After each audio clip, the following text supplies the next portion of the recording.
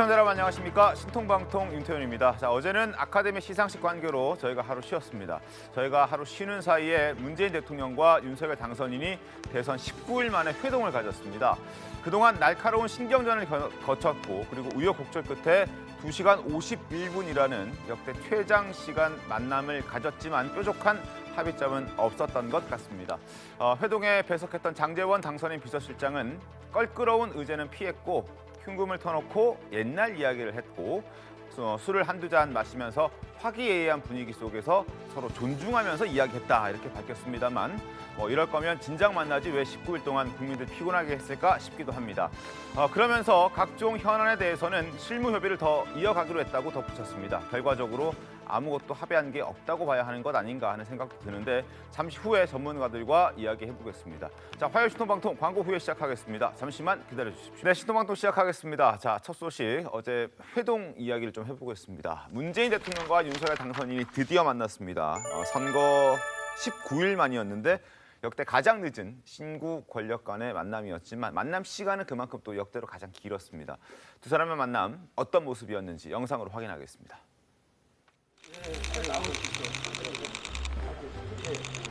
여기가 우리 뭐 최고의 정원이라고 표현하셨던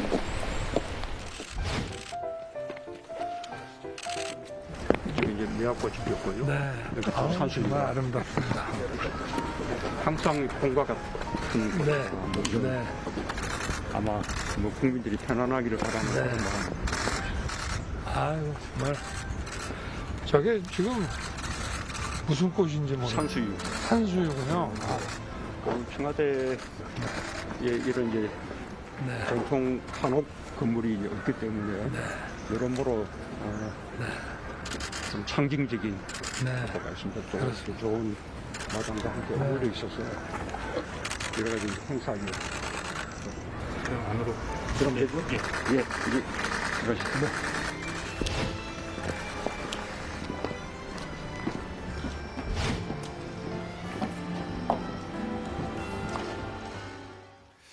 자, 이제 녹지원을 거쳐서 상춘제로 들어가는 모습까지 확인할 수 있었습니다. 자, 3시간 동안 진행된 분위기가 궁금한데요. 장혜찬 평론가님.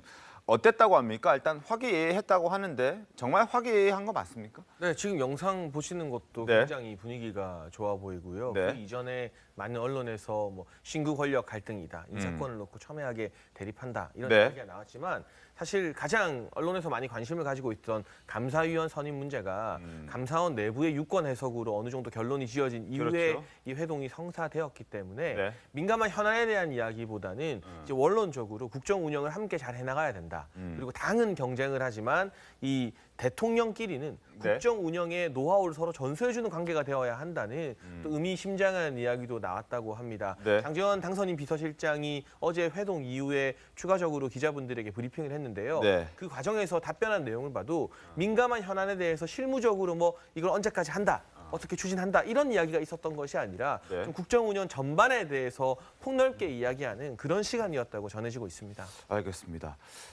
보통은 회동을 하면 본관에서 했는데 어제는 좀 이례적으로 상춘제에서 했습니다. 상춘제에서 한 의미가 좀 있겠습니까? 예우해줬다고 봐야 됩니까? 글쎄 상춘제는 보통 외빈 접견하는 자리고요. 뭐 이제 대개 그 만찬이나 오찬의 규모에 따라서 정하는 경향은 있습니다. 네. 왜냐하면 청와대 만찬, 오찬을 할 수 있는 장소가 여러 군데가 있거든요. 네. 영빈관도 있고 본관도 있고 상춘제도 있기 때문에. 근데 그동안의 관례를 보면 상춘제는 되게 외빈 접견용으로 많이 쓰였습니다. 그렇게 본다면 뭐 윤석열 당선인에 대해서 네. 그리고 이게 어제 회동 참석자가 딱 4명이잖아요. 그렇죠. 배석자까지 합쳐서. 그렇게 보면 아마 규모에 맞게 한 것이지 뭐 특별히 상춘제에서 한 게 무슨 의미를 갖는다 이렇게 해석하기는 어려울 것으로 보입니다. 알겠습니다. 장제원 당선인 대변인 문 대통령이 의례적인 축하가 아니라 정말 진심으로 윤 당선인에게 축하 인사를 건넸다라고 목소리를 전했습니다. 확인해 보겠습니다. 문재인 대통령께서는 당선을 진심으로 축하드립니다. 이것은 의례적인 축하가 아니라 진심으로 축하를 드립니다. 대통령 간의 성공 기원은 인지상정이다. 이렇게 말씀하셨고 윤석열 대통령 당선인께서는 감사하다. 국정은 축척의 산물이다. 잘된 정책은 계승하고 미진한 정책에 대해서는 개선해 나가겠다. 초대해 주셔서 진심으로 감사드린다라는 인사를 나누셨습니다. 이렇게 인사를 시작으로 2시간 36분간의 화기애애한 분위기 속에서 흉금을 털어놓고 얘기를 나누었습니다. 네, 당선인 비서실장 장제원 의원의 얘기를 좀 들어봤습니다. 덕담이 오간 것으로 봤을 때 성공적이었다라고 평가를 할 수 있을지 이 부분을 한번 여쭤볼 텐데 복귀양 대변인님 어떻습니까? 성공적이었다라고 봐야 됩니까? 아니면은 신작 좀 만나시지 그랬습니다. 그 국민들을 그렇게 걱정시키시고 네. 결국은 만나니까 네. 실타래 얽힌 실타래가 좀 풀리는 거 아니겠습니까? 저는 이거를 뭐 회동이다, 회담이다 뭐 그러는데 그저 당선된 신임 대통령 당선자가 네. 예방하는 거예요. 저 새롭게 시작하겠습니다. 그동안 있는 노하우 좀 알려주십시오. 네. 뭐 그렇게 하시고 협조할 일 있으면 언제든지 협조 요청하십시오. 라는 그런 서로 덕담을 주고받는 과정에서 국민들이 관심 있어하는 사안들에 대해서 서로 또 이야기하고 그러다 보면 그럼 후속 조치로 이 부분에 대해서 실무자끼리 대화하게 만들어 봅시다 하면서 풀려나가는 건데 이것이 처음부터 너무 지나치게 어떤 성과 위주로의 만남으로 이렇게 부각되다 보니까 우리 국민들에게 걱정을 끼쳐드렸는데요. 저는 뭐 아주 잘 됐고 네. 그리고 아까 상춘제라고 하는 그 장소의 의미는 그러니까 우리 본과는 굉장히 좀 딱딱합니다. 격식 위주로의 만남이라고 한다면 상춘제는 그런 격식을 좀 이렇게 허물고 그 사랑방 같은 분위기에서의 대화를 나누는 그런 자리이거든요.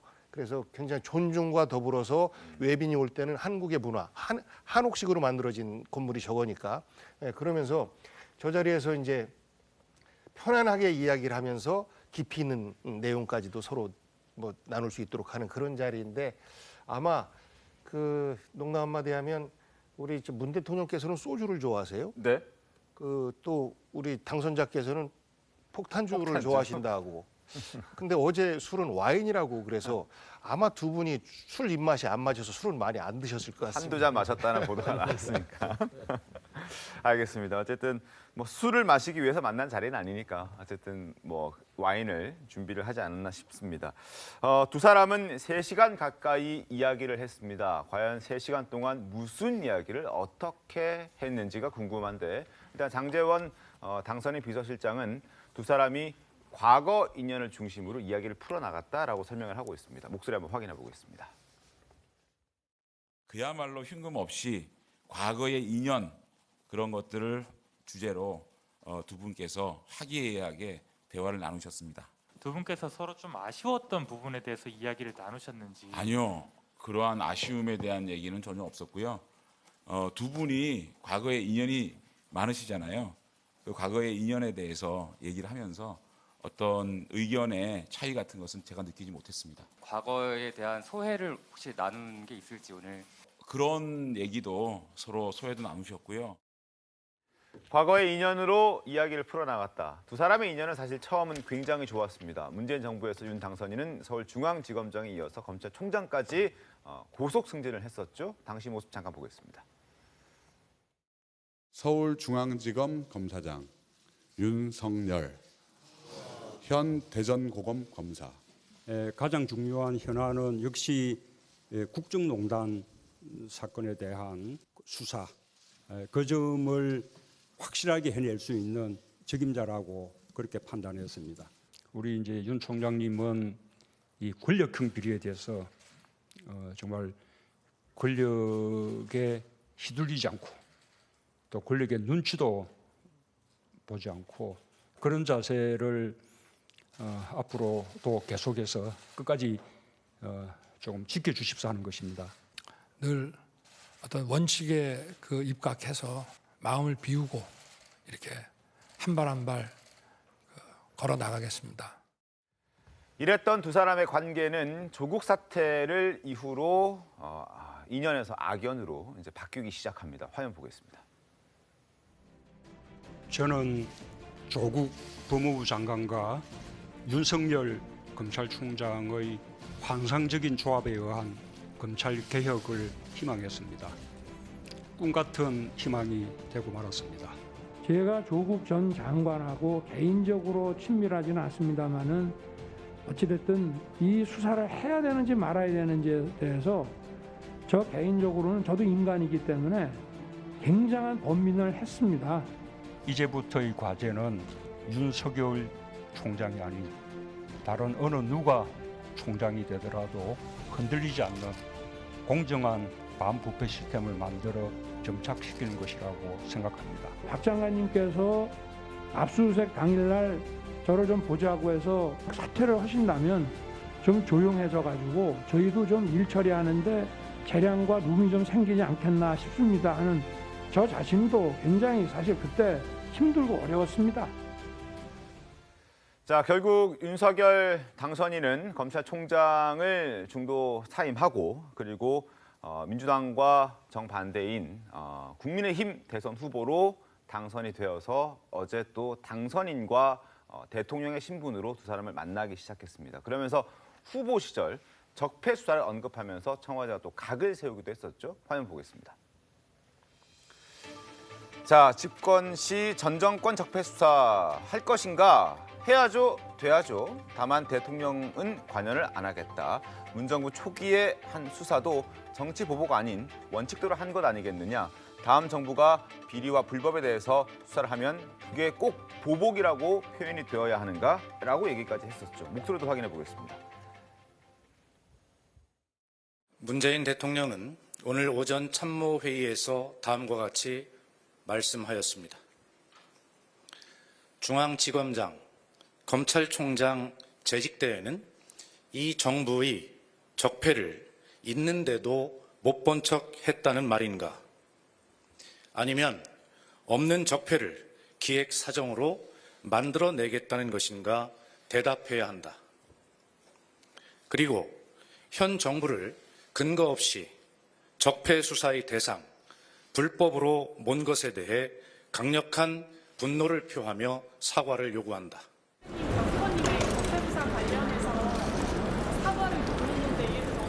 우리 문재인 대통령께서도 늘 법화 원칙에 따른 성역 없는 그 사정을 늘 강조해 오셨습니다.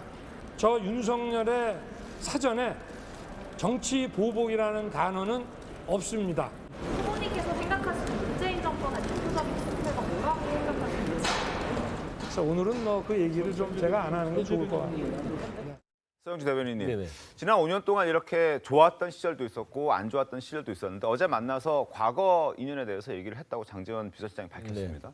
저 얘기를 하면서 어떤 분위기가 연출됐을까요? 뭐 웃었겠습니까? 울진 않았겠고.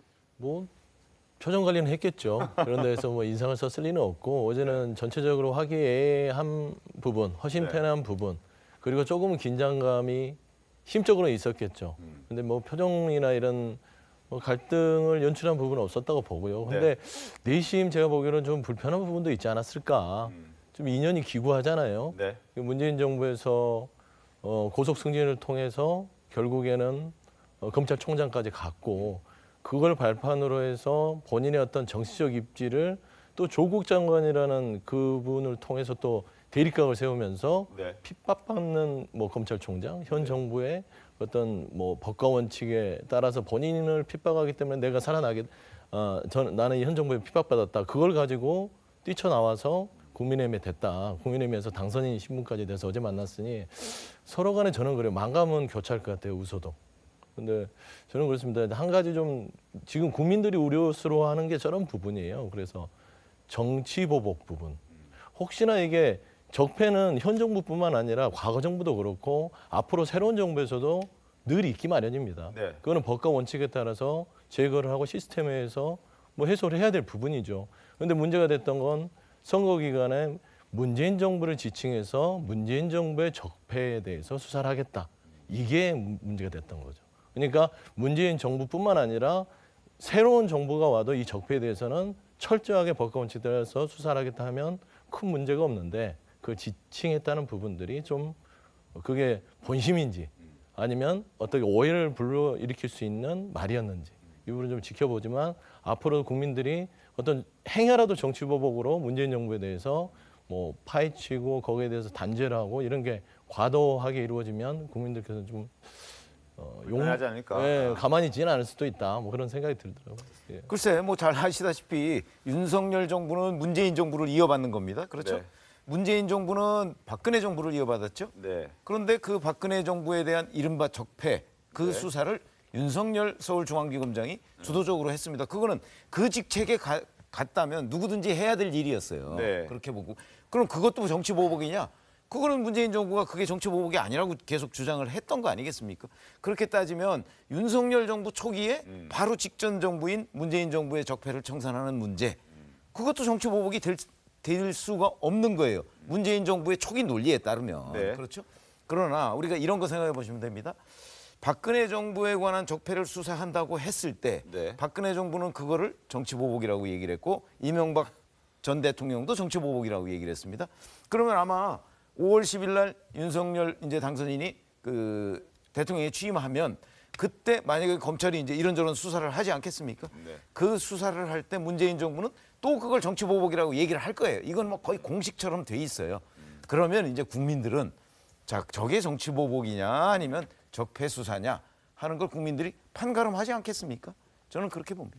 알겠습니다. 그 같은 선상에서 비교하기는 좀 무리가 있는 것 같고요. 박근혜 정부는 어쨌거나 탄핵이라고 하는 상황 속에서 그 탄핵에 대한 혐의 이런 것들이 이제 수사의 단초가 되기 시작했던 것이고, 그래서 그런 혐의가 이미 공식화되어서 그 정부의 지시에, 대통령의 지시에 의한 것이 아니라 윤석열 당선자가 이야기하는 것처럼 검찰이 자기에게 주어진 국민들이 요구한 그 수사의 요구 아니었습니까? 그것이고 이번에는 좀 다른 차원인 거죠. 그래서 당선자 그러니까 후보자 시절에 저런 말씀하신 것에 대해서 많은 국민들이 우려하고 있는 모습들이 있으니까 그런 우려의 시선, 우리가 쌓인 적폐들에 대해서는 기본적으로 바꾸어 나가는 것을 기본으로 해서 이것에 대한 잘못된 불법적인 요소가 있다면 당연히 처벌받아야죠. 근데 네. 이것을 정치 보복으로 어떤 우리 국민들에게 우려를 주는 모습으로 가서는 안 된다는 생각은 여전히 갖고 있습니다. 알겠습니다. 윤 당선인 역시 좋은 건 또 계승하고 미흡한 건 보완하겠다라고 했고 수사를 하더라도 보복이 아니라 시스템에 의해서 당선인 대통령은 관여하지 않겠다라고 메시지를 분명히 밝혔기 때문에 향후 검찰의 수사 방향도 한번 저희가 지켜볼 필요가 있을 것 같습니다.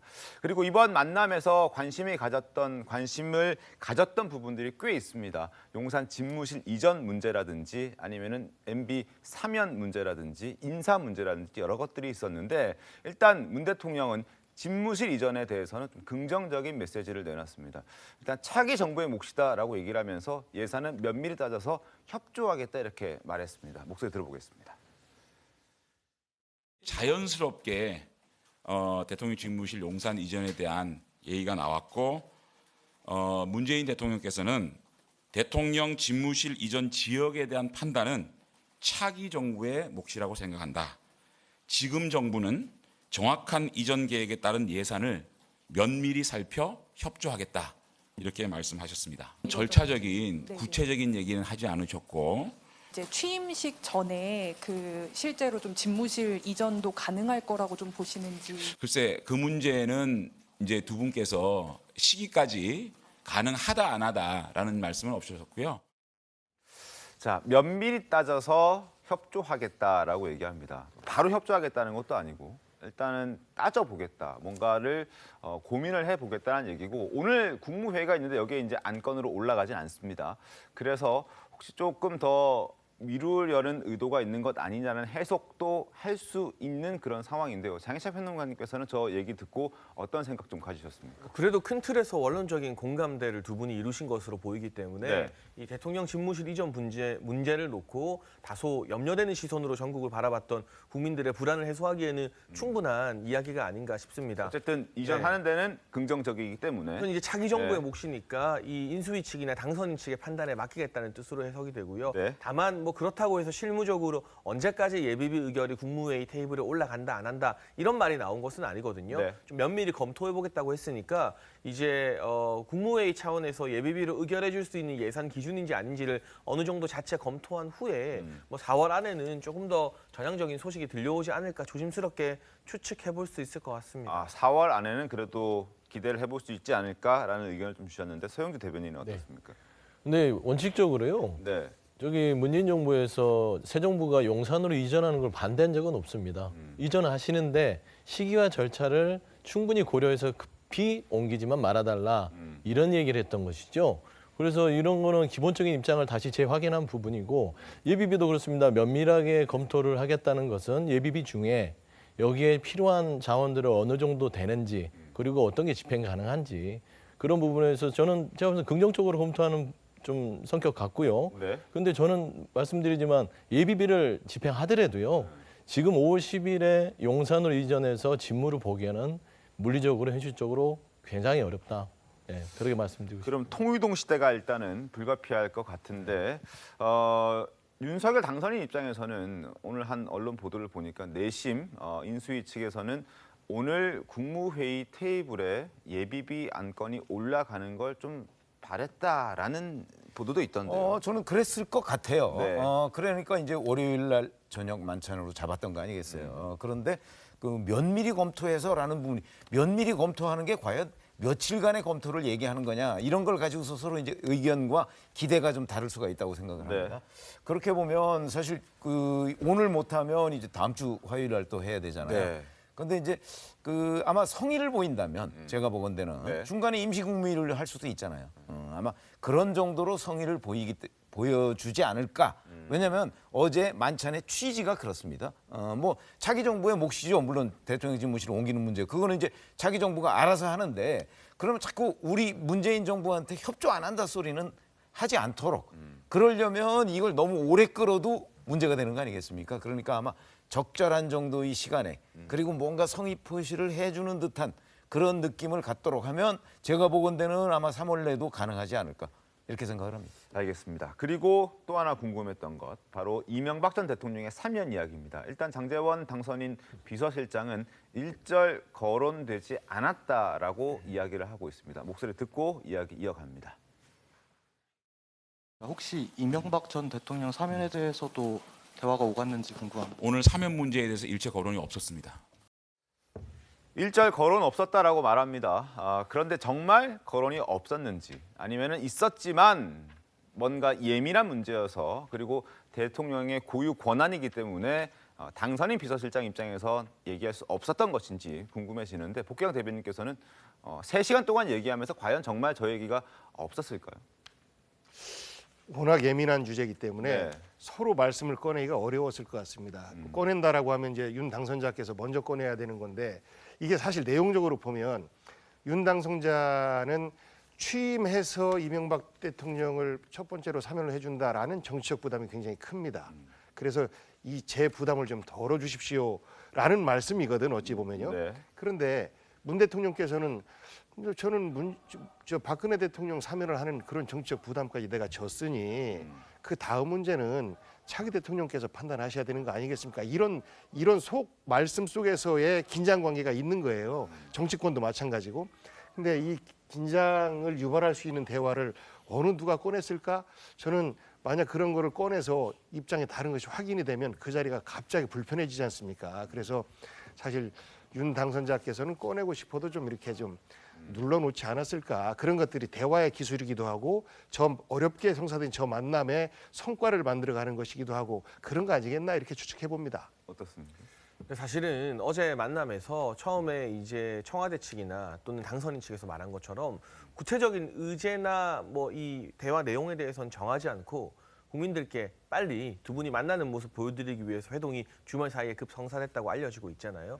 그런 만큼 당초 언론에서 거론했었던 쟁점이 될 만한 여러 이슈들에 대해서 이게 정말 지금 당장 국민들에게 필요하고 또 국정을 운영하는 걸 준비하는 데 필요한 것들이 아니라면 굳이 두 분의 대화 가운데 그런 의제들을 꺼내지는 않았을 거라고 보고요. 그리고 윤석열 당선인 측에서는 지금 또 최선의 화두로 민생 이야기를 계속하고 있기 때문에 그와 관련된 부분을 만약에 더 강조하지 않고 혹은 더 강조했어도 사면 이야기를 했다는 게 알려지게 되면 나머지 민생이나 뭐 이런 여러 이슈들이 다 묻혀버릴 수 있는 큰 정치적 이슈 아니겠습니까? 그래서 이 부분을 꺼내지 않았다는 장제원 비서실장의 말이 전 진실일 것이라고 생각합니다. 알겠습니다. 제가 보기에는 이미 사실은 이 만남이 16일 날 예정돼 있다가 연기가 됐죠. 그때도 사실은 그 이철희 정무수석과 장제원 당선인 비서실장이 만났거든요. 여러 차례 얘기를 했기 때문에 근데 권성동 의원의 최근 인터뷰 내용을 보면 그 걸림돌은 제거됐다고 얘기를 했어요. 네. 그런 걸 보면 이 이명박 전 대통령 사면 문제에 대해서는 적어도 실무선상에서 네. 어떤 식으로든 저는 의견 접근이 이루어졌다고 봐요. 근데 어제 뭐 그 대화 내용까지를 합쳐보면 뭐 일절 없었다는 네. 그 내용까지를 합쳐보면 아마 그냥 각자 알아서 하는 걸로 그러니까 문재인 대통령이 이명박 전 대통령 사면은 안 해주는 걸로 이렇게 정리된 것 아닌가 저는 그렇게 짐작이 됩니다. 알겠습니다. 이거 뭐 상황을 저희 좀 지켜봐야 되는 입장이고 저희도 섣불리 얘기를 할 수 없는 민감한 부분이어서 일단 장제원 당선인 비서실장의 얘기를 토대로 과연 정말 얘기가 없었을까라는 의문이 있기 때문에 여러 전문가들께 한번 여쭤봤습니다. 자, 그리고 또 하나 궁금했던 것. 인사 문제입니다. 일단 인사 문제가 어느 정도 해결됐기 때문에 이 두 사람이 만난 것 아닌가 하는 얘기들도 많이 나온 그런 상황이었는데 한국은행 총재 지명을 두고도 신경전을 벌였던 청와대와 인수위였습니다. 당시 목소리 좀 들어보겠습니다. 발표하기 한 10분 전에 네, 전화 와가지고 발표하겠다 그래서 나한테 웃었죠 뭐. 저희하고 협의를 거쳤다라고 얘기하는 인사를 이렇게 발표를 강행을 하고 이렇게 갈등의 모습으로 비춰질 수 있는 이런 행동들을 해 나가는 게 옳은 일입니다. 인사 발표가 선의였다는 취지로 얘기를 하고 있는 것 같은데 그 선의가 받는 사람 입장을 생각해봐야 그 선의가 되죠. 자, 그리고 감사위원 공석 두 자리를 놓고도 청와대와 윤 당선인 측은 갈등을 겪고 있었습니다. 그런데 지난 25일 감사원이 윤 당선인의 손을 들어주면서 뭔가 만남의 물꼬가 트기 시작했습니다.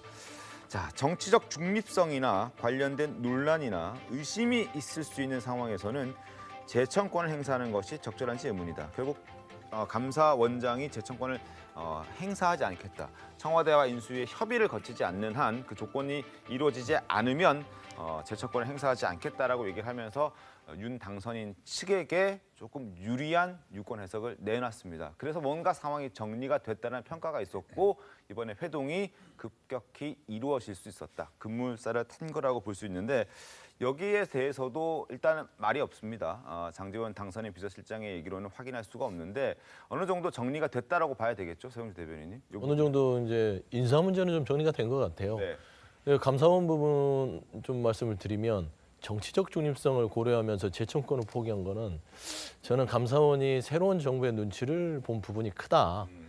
그럼에도 불구하고 인사 문제는 문재인 정부와 새롭게 올 윤석열 당선자 측과 물밑에서는 어느 정도 합의가 된 것 같다라고 좀 보고 있어요. 네. 근데 솔직히 이제 감사원 부분을 얘기를 드리면 현 정부와 새롭게 올 정부가 만나서 감사위원 자체도 논의를 하면 두 명을 다 새로운 정부가 할지 우리가 다 할지 이거 갖고 싸울 필요는 없는 겁니다. 합의를 해서 하나 정해서 재청을 요청해도 되는 부분이고 그래서 감사원은 새로운 정부와 그다음에 현 정부가 협의된 데에 있어서 재청권을 행사하겠다라든지 합의되는 거를 따르겠다 하면 되지 감사원 재청권을 포기한 부분들은 굉장히 좀 유감이다. 저는 그런 말씀 좀 드리고 싶습니다. 장하찬 평론가님은요? 사실 이게 1+1이 그냥 하나 숫자 1이 단순한 숫자 1은 아니지 않습니까? 네, 지금 이제 감사위원회 구성을 보게 되면 네. 문재인 대통령이 임명한 감사위원 숫자가 꽤 되기 때문에 네. 만약에 남은 공석 임명할 수 있는 두 자리 중에 한 자리만이라도 현 정부에서 임명하게 되면 다음 정부 임기 거의 중반 가까이까지 감사위원 절반 이상이 이제 문재인 정부에서 임명한 감사위원으로 구성되게 되는 겁니다. 그렇다면 공정하고 객관적인 감사에 조금 지장이 있을 수 있는 것 아니냐는 우려가 나왔었는데요. 네. 이 부분은 다행스럽게도 저는 감사원에서 현명한 판단을 내렸다고 생각합니다. 네. 또 법적 절차를 따져보면 감사원장이 임명을 해달라고 감사위원 후보를 제청하게 되면 대통령이 그걸 이제 승인해서 임명해주는 방식이기 때문에 네. 먼저 감사원장의 제청이 필요한 부분이거든요. 일방적으로 임명하는 것이 아니라 과거 김호수 검찰총장도 청와대에서 임명을 강하게 원했지만 최재형 전 원장이 제청하지 않으면서 그렇습니다. 임명이 결국에는 무산되지 않았습니까? 그런 사례가 바로 감사원의 독립성을 증명하는 살아있는 예시들이기 때문에 이번에도 최재해 원장 같은 경우는 역시나 최재형 전 원장 후임으로 문재인 대통령께서 임명한 인사입니다. 그럼에도 불구하고 민감한 시기에 지금 임기가 약 한 달 정도 남은 한 달 반 남은 정부에서 감사위원을 임명하게 되면 향후 다음 정부에서 어떤 감사를 할 때 감사를 하면 한다고 또 안 하면 안 한다고 정치적 중립성 시비가 불거질 수 있으니 조금 기다렸다가 감사위원을 제청하겠다는 유권 해석을 스스로 내린 것이거든요. 여기에는 뭐 당선인 측의 요청이 있었던 것도 아니고 청와대 측에 다른 지시가 있었던 것도 아니고 그야말로 독립적인 헌법기관으로서 감사원이 유권 해석을 내린 것이기 때문에 그 덕분에 이 문재인 대통령과 윤석열 대통령 당선인의 회동도 조금 순조롭게 풀렸던 것 같습니다. 저는 잠깐만요. 상식적으로 감사위원 부분은 되게 이게 말이 좀 이해가 안 되는 거예요. 감사원의 독립성, 그다음에 이 정부를 견제하고 이런 부분들은 문재인 정부를 견제하기 위해서 감사원이 존재하지 않습니다. 문재인 정부뿐만 아니라 새롭게 오는 윤석열 정부에서도 감사위원들은 똑같은 기준으로 감사를 해야 되기 때문에 물론입니다. 그렇죠. 감사위원회의 어떤 선임을 가지고 시스템을 바꿀 생각을 하지 본인 코드에 맞는 사람을 꽂아놓고 그러면은 이제 윤석열 정부 새로운 정부의 감사위원을 선택을 2명을 하게 되면 그러면 그분들은 눈치 보면서 새로운 윤석열 정부를 감사하겠습니까?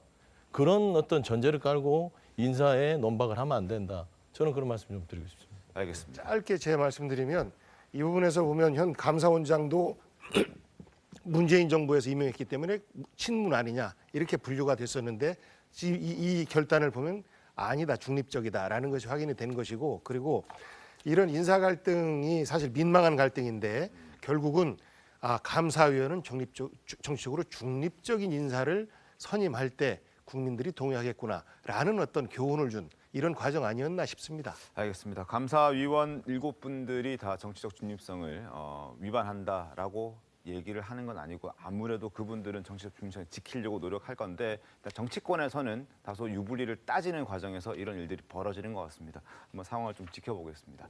그리고 지금부터는 김정숙 여사의 옷값 논란으로 이야기를 좀 이어가겠습니다. 주말 내내 시끌시끌했는데 먼저 만평부터 확인하고 오겠습니다. 김정숙 여사가 예전에 달고 나왔던 그 표범 브로치 말이야. 그거 까땡땡 명품이면 2억이 넘는다면서? 맞나? 근데 명품 따라 만든 짝퉁도 있다 카더라. 그거는 뭐 한 2만 원이면 산다대. 명품하고 생긴 거는 좀 다르긴 한데 특별 주문 제작하기도 한다면서? 2억이든 2만 원이든 대통령 부인 옷값은 비밀이라고 하니까 말들이 많은 거지. 대통령 임기 끝나면 저으시며 부르치며 다 본인이 가져가는 거야? 공식 석상에서 입은 옷만 해도 100벌도 넘을 낀데 옷장에 다 들어가기는 하겠나. 자, 청와대가 김정숙 여사 의상비 공개하라는 그 1심 법원 판단 불복하고 항소하신 건 다들 아시죠. 일부 네티즌들이 그동안 김정숙 여사가 공개석상에서만 입은 그 옷과 장신구들을 사진으로 모아서 공개를 했다고 합니다. 보시죠. 지금 이 사진들입니다. 자, 굉장히 다양한 옷들을 입고 공개석상에 등장했던 김정숙 여사의 모습을 보고 계십니다. 모두 178점이라고 합니다. 코트 24점, 롱 재킷 30점, 원피스, 투피스, 바지 수트, 블라우스 등등등 해서 액세서리 200여 점.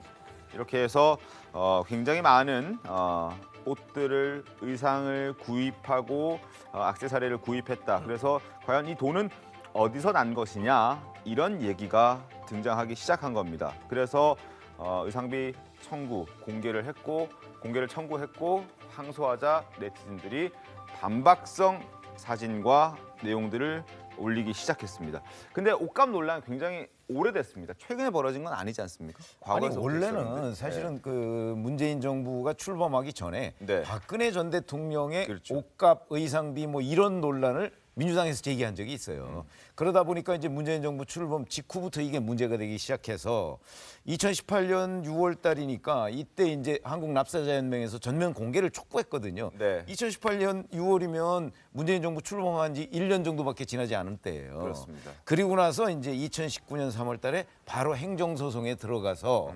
지금까지 이 재판이 1심에서는 공개하라고 나왔지 않습니까? 의상 비용, 의전 비용을. 그런데 이제 항소를 했기 때문에 지금 2심이 진행 중인데 지금 뭐 문재인 정부 임기가 1년 반 아니 1년이야 한 달 정도밖에 안 남았기 때문에 그러면 2심이 끝나기 전에 문재인 정부가 이제 물러나게 되는 거죠. 그러면 이제 이걸 만약에 대통령 기록물로 지정했을 경우는 앞으로 15년. 적어도 최장 15년 동안 공개가 안 된다. 이래서 지금 논란이 되고 있는 겁니다. 알겠습니다. 자, 문 대통령 임기 첫 해였던 지난 2017년에도 김정숙 여사의 옷차림과 관련해서는 논란이 있었습니다. 그래서 저희도 취재를 한 적이 있는데 당시 김 여사의 신발과 또 옷을 만들었던 장인들의 발언을 한번 다시 찾아봤습니다. 들려드리겠습니다. 가서 이제 발을 쟀죠. 근데 이 신발이 60만 원이라고 하던데. 원래 받으면은 그 정도 받아야 돼요. 그 많은 사람들이 못 신으니까 이제 가격대는 이제 보통 25만 원서부터 있어요. 미국에 가서 입고 싶은데 여름에 입을 수 있는 옷을 만들어주면 안 되겠느냐고. 색깔을 몇 개를 코디를 해가지고 이렇게 제 핸드폰으로 찍어서 보냈어요. 어떤 옷을 해드릴까요? 그랬더니 그 핑크색을 원하셨어요.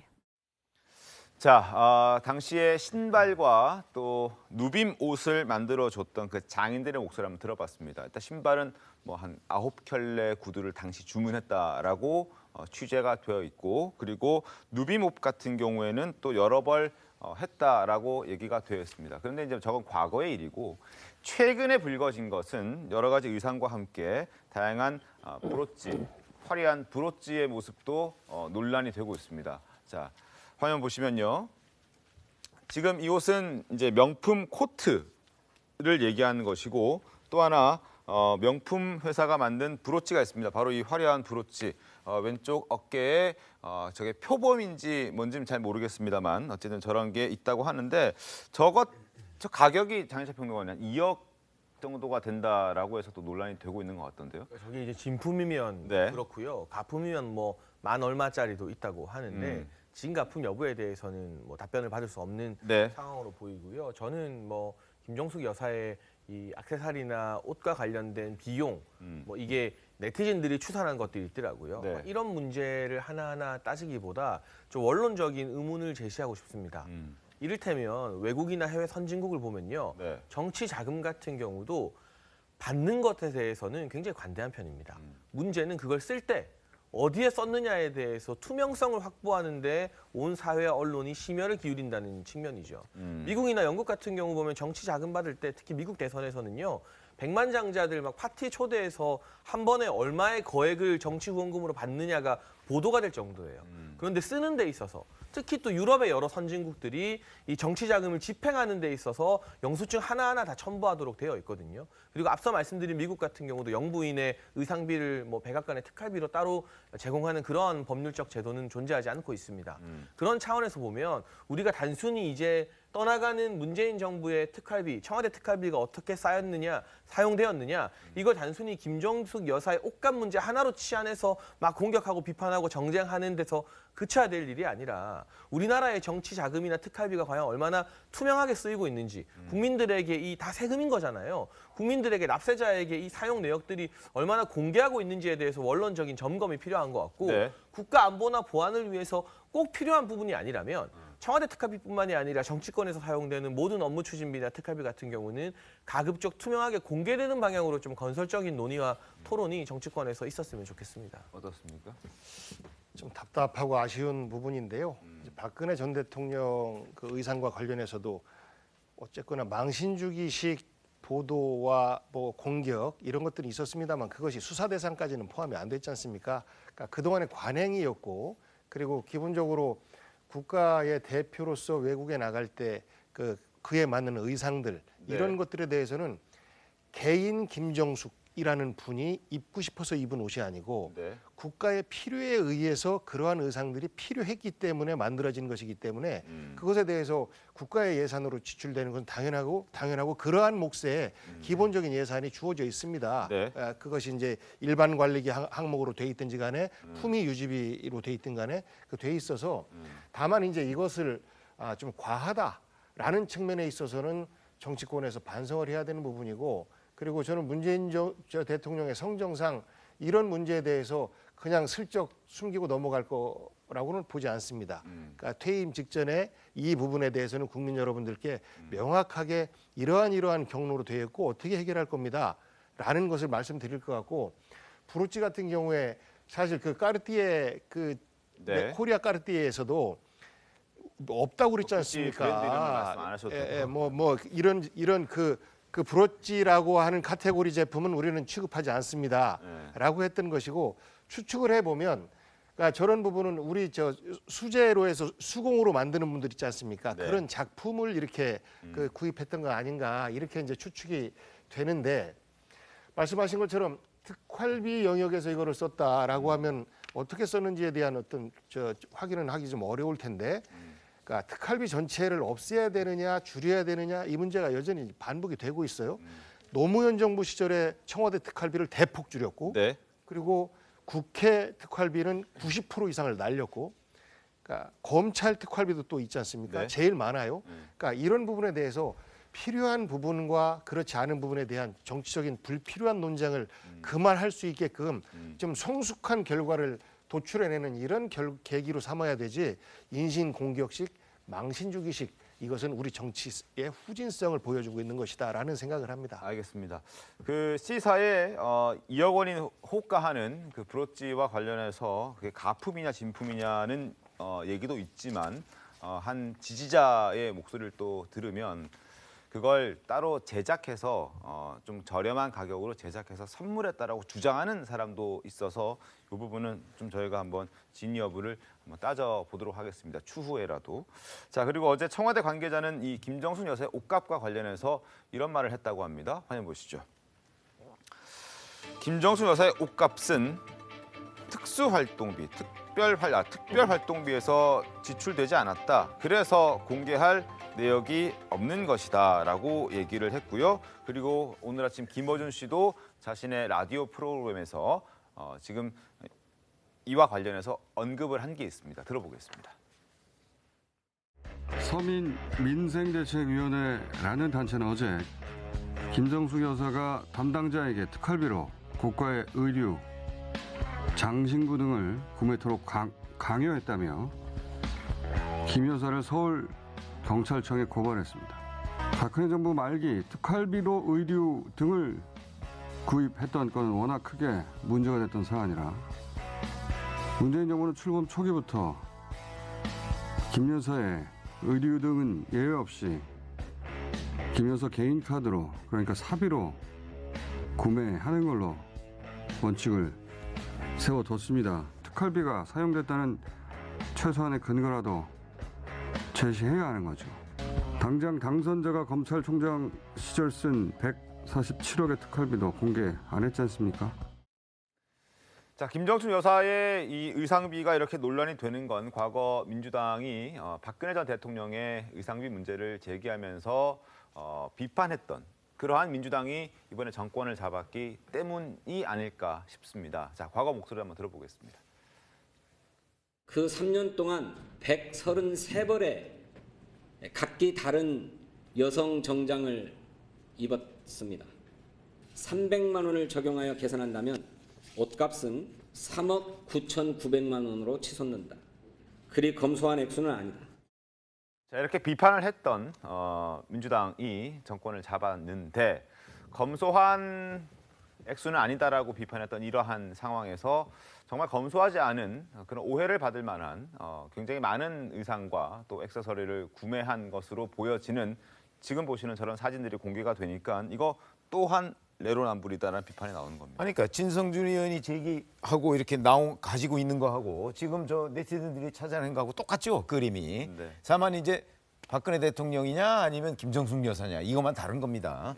그런 점에서 본다면 뭐 문재인 정부 사람이 저렇게 했다고 해서 지금 와서 또 국민의힘에서 뭐 저런 얘기를 계속 지적한다. 뭐 그거는 뭐 반드시 비례적으로 해야 되는 일은 아니죠. 네. 그러나 적어도 자 이게 문제가 됐고 그다음에 문제가 돼서 법원이 공개하라고 얘기를 했습니다. 네. 그러면 그 문제를 법원이 얘기한 그 판결문의 취지 정도까지는 저는 청와대에서 설명을 해야 된다고 봅니다. 청와대 관계자가 특활비 사용하지 않았다라고 얘기하면 그걸 공개적으로 설명하면 되는 거죠. 여기 그 김정숙 여사의 이 옷 사는데 네. 청와대 특활비 사용한 적 없다. 이런 식으로 공개를 하고 국민을 설득할 생각을 해야지 판결에 불복하고 2심으로 가져가서 뭐 앞으로 적어도 15년 동안 우리 공개 안 할 수 있다. 자꾸 이렇게 나오기 때문에 네티즌들도 지금 뭐 찾으러 다니고 이런 일이 벌어지는 거거든요. 그래서 청와대에서 이 논란과 관련해서 네. 법원 1심 판결의 취지에 맞게 저는 설명할 의무가 있다 이렇게 생각합니다. 알겠습니다. 자, 그리고 국민의힘 정미경 최고위원도 김정숙 여사 옷값과 관련해서 한마디 했고요. 그리고 7년 전이었는데요. 2015년도에 당시 새정치민주연합 대표였던 문재인 대통령이 또 특활비와 관련해서는 투명하게 공개되어야 한다는 취지의 말도 했었습니다. 두 목소리 이어서 확인하겠습니다. 국가 기밀이라면 그 임기 종료 이후에 그 사들인 그 장신구 그다음에 옷, 뭐 핸드백이 있으면 핸드백, 신발 뭐 이 모든 걸 다 반환해야 되는 것은 아닌가. 특수활동비로 옷값 계산했다면 대통령의 옷값 등 그 비용과 비교했을 때 그 더 과도하면 안 되는 건 아닌지. 지금까지 거막대한 그 특수활동비가 제대로 된 예산 심사 없이 또 사후 감독도 없이 지출돼 왔지 않습니까? 이제는 특수활동비 좀 제대로 심사하고 꼼꼼하게 정당하게 사용됐는지 사후 감독도 철저하게 해야 되는 것이죠. 자, 그리고 당선된 이후에도 문정부는 이런 얘기를 했습니다. 특활비 사용과 관련해서 굉장히 투명하게 얘기해야 된다는 것을 다시 한번 강조를 했었습니다. 이 목소리 이어서 확인해 보겠습니다. 국민의 혈세인 예산을 투명하게 꼭 필요한 용도에 최대한 아껴 사용하고 감사원의 특수활동비에 대한 계산증명 지침에 따라 증빙서류를 작성하여 사후 관리도 철저히 하겠습니다. 앞으로 대통령님의 공식 행사를 제외한 가족 식사 비용, 사적 비품 구입 등은 예산 지원을 전면 중단하겠습니다. 자, 그리고 19대 대선 때 문재인 캠프에 있다가 이번 대선에서 윤석열 당선인의 공개 지지했던 심평 변호사라는 사람이 있습니다. 지난 주말 문정부를 향해서 또 비난의 글을 올렸습니다. 화면 보겠습니다. 자, 또 하나의 내로남불이 부상하였다. 지금 김정숙 여사 옷에 대한 비판 글입니다. 겉으로는 서민 코스프레에 열중하면서 집으로 들어와서는 문을 닫아 걸고 부끄러운 짓을 일상적으로 했다. 결국 사치를 일삼았다. 뭐 이런 얘기를 하고 있습니다. 자, 그리고 이뿐만이 아니었습니다. 심평 변호사는 문 대통령 부부는 깨끗하게 그 특활비 내용을 공개하라라는 말도 덧붙였는데 김어준 씨 또 한 번 얘기를 했습니다. 어떤 얘기했는지 들어보겠습니다. 김정숙 여사가 착용한 브로치 중 하나가 2억 원이 넘는다는 식의 주장이 넘쳐나죠. 이거 가짜 뉴스입니다. 제가 아는 한 김 여사가 의장과 행사에 착용했던 유일한 명품은 2018년 프랑스 국빈 방문 당시 수석 디자이너 칼 라거펠트의 한글 디자인 자켓. 이 자켓은 이후 국립 한글 박물관에 기증됐고 현재는 인천공항 1터밀 3층 출국장에서 전시 중입니다. 논두렁 시계 시즌2 간을 보는 것인가 두고 봐야겠습니다. 자, 심평 변호사의 입장은 어떻게 보십니까? 그러니까 복귀왕 대변인이 조금 전에 얘기해 주셨듯이 개인 김정숙이 입고 싶어서 입는 옷이 아니라 다른 나라를 국빈 방문할 때 나라의 격을, 우리나라의 격을 높이기 위해서 입는 공식적인 그런 의상이었기 때문에 어느 정도의 비용은 들어가는 것이 당연하지 않은가라는 의견을 주셨었는데 심평 변호사는 그걸 이유로, 그걸 명분으로 과도하게 사치를 했다라는 비판을 하고 있는 거거든요. 그렇죠. 그러니까 바로 지금 우리가 따져야 될 부분이 그거예요. 보통 일상적으로 납득할 만한 수준의 의상 비용이냐 아니면 그걸 훨씬 뛰어넘는 거기에 약간 김정숙 여사의 개인적인 취향까지를 감안한 사치냐 이런 부분이고요. 심평 변호사가 얘기하는 것도 바로 그 대목에 있는 거고 그리고 그걸 사는데 특활비를 썼느냐 안 썼느냐. 네. 원래 이게 출발이 거기서부터 시작된 거거든요. 그러니까 그런 부분에 관해서 설명을 해야 되는데 그걸 지금 청와대가 설명을 안 하고 있으니까 이제 이 정보 공개 청구를 한쪽에서는 계속 의심을 하고 이런 것들이 이제 점점 더 문제가 커지는 상황이거든요. 그러니까 설명을 해야 된다고 제가 말씀을 드리는 겁니다. 간단하게 보충 설명을 좀 하면 네. 뭐 심평 변호사가 주장하는 내용 뭐 그럴 수 있다고 봅니다. 그런데 조금 전에 그 이정도 총무비서관이라고 하는 사람이 공무원 출신인데 이 청와대 살림살이를 총관장을 해요. 그러니까 정말 욕 많이 먹는 사람입니다. 비서관들한테 특히. 뭐 대통령 시계도 저기를 통하지 않으면 안 되고 대통령께서 시계를 좀 많이 좀 줘야 되는 거 아닙니까? 이 말도 안 통합니다. 왜냐하면 그만큼 노무현 대통령 시절에 여러 가지 공격을 받아왔기 때문에 이 돈만큼은 투명하고 깨끗하게 관리를 해야 된다라고 해서 그동안 수차례 국회에서 여러 가지 의혹 제기를 했습니다만 다 클리어가 됐었거든요. 그래서 저 이정도 비서관이 관리하는 청와대의 어떤 살림이라면 저는 믿어도 된다. 저도 가자마자부터 사실 싸웠었어요, 저분하고.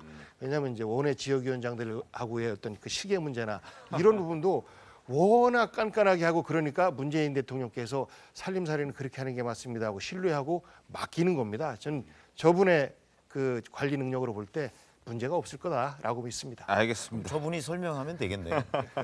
자, 뭐 수사도 진행이 될 테고 또 법원의 2심 판단도 저희가 좀 기다려 보겠습니다. 자, 지금까지 청와대와 관련된 이야기를 쭉 해봤는데 지금부터는 여의도로 시선을 돌려보겠습니다. 이제 40여일 후면 민주당도 여당에서 야당이 됩니다. 그런데 곧 야당이 될 민주당이 정권을 넘기기 전에 특검 카드를 빼들었습니다. 내용을 자세히 봤더니 이재명 전 지사와 관련된 혐의를 쏙 빼놓고 윤석열 당선인 그리고 윤 당선인의 부인 장모 의혹까지를 겨냥한 특검법을 잇따라 발의한 겁니다. 관련 목소리 들어보겠습니다. 도이치모터스 주가 조작 사건 같이 범죄 혐의가 명명백백하게 드러난 수사부터 마무리를 지으십시오. 3월 임시국회 안에 반드시 특검법 처리와 특검 정치개혁 입법 끝내야 할 것입니다. 이번 3월 또 4월 임시국회에 민주당 3기 정부의 성공적인 마무리가 달려 있습니다. 대통령이라고 하는 임사권자에 관련된 사건이기도 하고 또 전직 총장 시절에 관여했던 사건들이기 때문에 또 검찰로서는 또 자기 식구 관련된 사건. 그래서 제대로 된 수사가 검찰에 의해서는 되기가 어렵다. 특검이 될 필요가 있다. 자, 대장동 특검, 뭐 다른 특검도 있겠습니다만 대장동 특검 같은 경우에는 사실 뭐 윤 당선인도 윤 당선인이지만 이재명 전 지사도 분명히 관련 혐의가 있는데 왜 민주당은 이걸 빼놓고 진행을 하려는 건가요? 그 배경은 뭡니까? 아니 그런 점에서 보면 지금 민주당에서 하려는 것이 결국은 윤석열 정부가 출범하기 전에 뭔가 윤석열 정부의 발목을 잡겠다 뭐 이런 걸로 보여요. 네. 그러나 그게 현실적으로 가능하냐 하는 문제는 지금 민주당이 172석을 가지고 있지만 그렇다고 해서 일방적인 처리를 앞으로 한 달 보름 정도에 과연 할 수가 있을까 저는 굉장히 의문이고요. 그랬을 경우에 왜냐하면 6월 1일 지방선거가 있잖아요. 그렇죠. 그러니까 그런 큰 그 전국 선거가 있기 전에 뭐 민주당이 의석을 앞세워서 그 뭔가 이 특검법 같은 거를 일방적으로 처리하는 것이 과연 민주당한테 무슨 도움이 될까라는 게 이제 저희 같은 생각인데 뭐 민주당이 정말 처리하겠다고 하면 단순히 엄포가 아니고 그러면 뭐 아마 국민의힘으로서는 굳이 제가 보기에 뭐 반대 그 이상의 수준을 넘어가지 않을 거라고 봐요 오히려. 왜냐하면 국민의힘에서는 지방선거에서의 역풍 오히려 그런 걸 기대하지 않을까. 그래서 저런 민주당의 그 일종의 뭐 극단적인 듯한 저런 그 주장이 저는 일반 국민들 눈높이에는 맞지 않을 거다 이렇게 봅니다. 서영주 대변인님, 지금 말씀하신 대로 172석을 갖고 있기 때문에 밀어붙일 수는 있습니다. 뭐 그렇겠죠. 예, 지방선거가 걱정돼서 안 할 수도 있고요. 지금 현재 민주당 상태가 이게 그냥 두 가지예요. 저거는 당연한 거예요. 저 부분은. 국민의힘은 지금 이재명 전 이제 후보였죠. 그러니까 이재명 우리 상임 고문에 대한 대장동 부분에 대한 얘기를 했던 거고 우리는 당연히 지금 선거 내내 이거를 밝히지 그냥 어물쩍 넘어가야 될 부분들은 본부장 비리에 대해서는 밝혀야 된다. 그래서 특검을 얘기하는 거예요. 그러면 어차피 저희가 그냥 이걸 갖고 밀어붙일 수 있지만 그렇게 하지 않죠. 국민의힘과 만나서 이거를 이제 협상을 하는데 섞이겠죠. 그래서 그렇죠. 뭐 우리 것도 받고 저쪽 것도 받고 하면서 협상용으로 그렇게 만드는 거지 그걸 쏙 빼놓고 한다? 그건 아니죠. 그래서 그건 오해고 두 번째는 저는 좀 아쉬운 게 있어요. 발목 잡기라고 하는데 할 일은 해야죠. 그리고 그다음에 두 번째 대선 불복이라고 하는데 대선에 진 부분이 대선 불복을 한다고 대선 불복이 됩니까? 이미 국민이 24만 7천 표로 근소한 차지만 선택을 하셨잖아요. 그럼 거기에 대해서 받아들이는 건데 그냥 뭐 무슨 얘기만 하면 복종하지 않고 마음에 안 들면 대선 불복이냐 이러는데 국민의힘에서도 그런 부분들은 전혀 가능하지도 않고 정쟁이 되니까 저는 그렇습니다. 대선 선거 기간에 서로 간에 합의했던 거 특검 하자.